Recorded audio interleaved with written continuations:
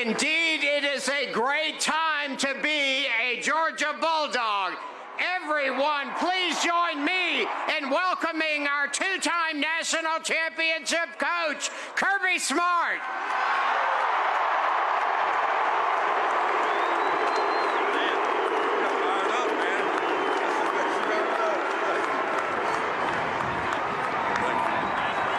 Thank you.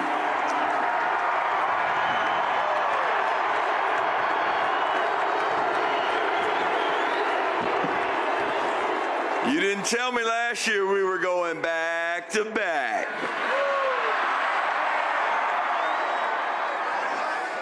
Wow. Where to begin? I know my players are over there going, be brief, coach, be brief, I'm cold. So they over there struggling. But you know what? They're tough enough to suck it up and handle it over there in the shade. I can see every one of them freezing. I need you to give them a standing ovation. Every one of y'all stand up and get out your seat. Get out your seat for these guys. Get up. Get up. Get up. I need y'all to get up. Get up. Hey.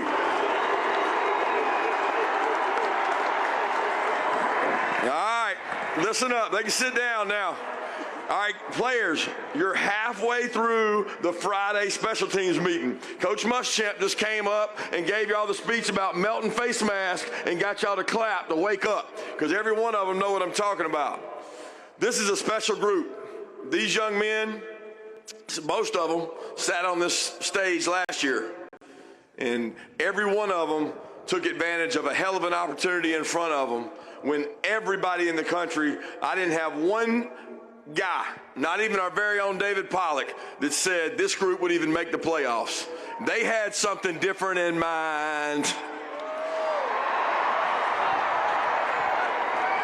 So I want to take an opportunity here to thank several groups, okay? First of all, I want anybody that's in these players' families, their parents, their aunts, uncles, their guardians, to take a stand. The players' families, please stand up. All these players' families that helped get them to us, brought them to us, give it up for them.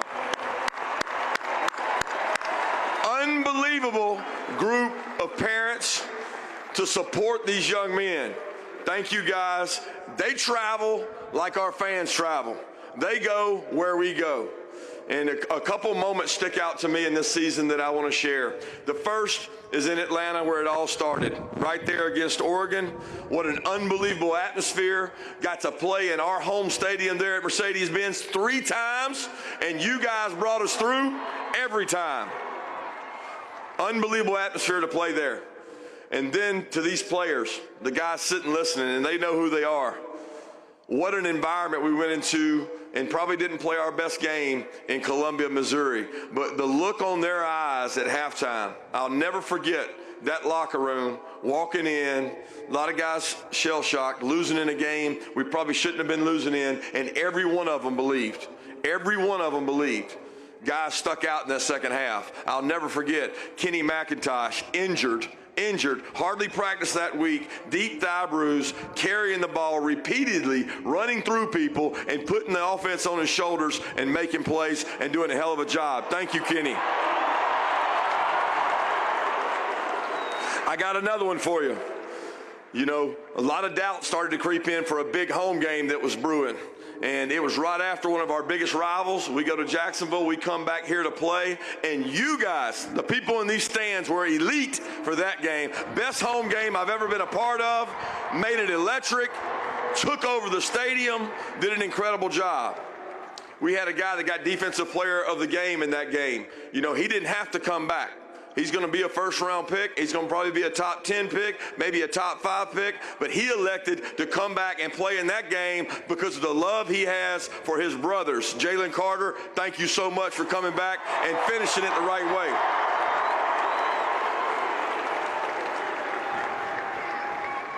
So many of these seniors and guys that are going to be departing this team meant so much to this team. And, you know, I like to thank so many people, and I like to tell a brief story.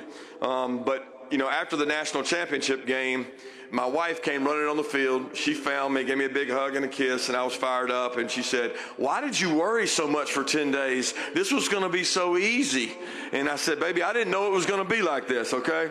But we got the opportunity to honor a lot of our seniors and a lot of our defensive players that walked off that field, offense and defense, with the way they played and the way they carried themselves as Georgia football players. But it meant so much to me, and I know these players will always remember it. I'll always remember it. We had a Friday meeting in Atlanta before we played Ohio State, and I heard several players stand up and talk about what this team meant to them and what the connection meant to them and how much they had been through in their careers here, some of them fourth and fifth year guys.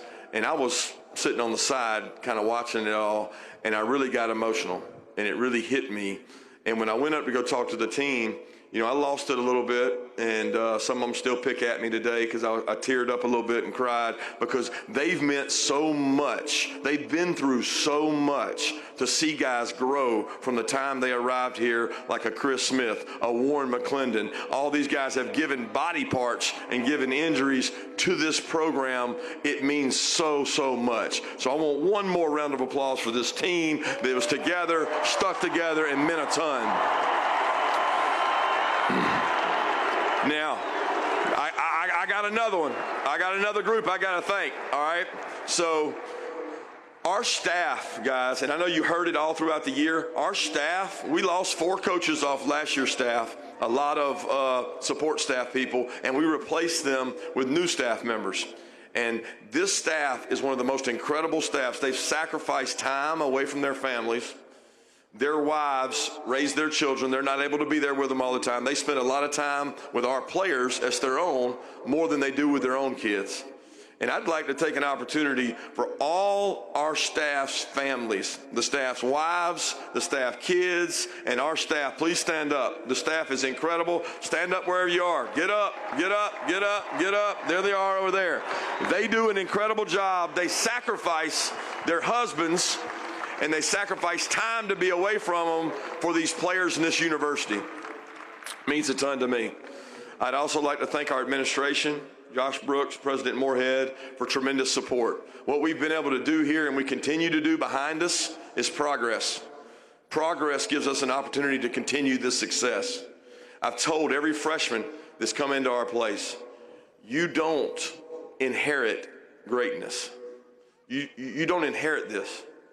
You've come into a special place, a place that cares about football. These fans turn out all the time. They travel all over the country, but you don't inherit that. You work for it.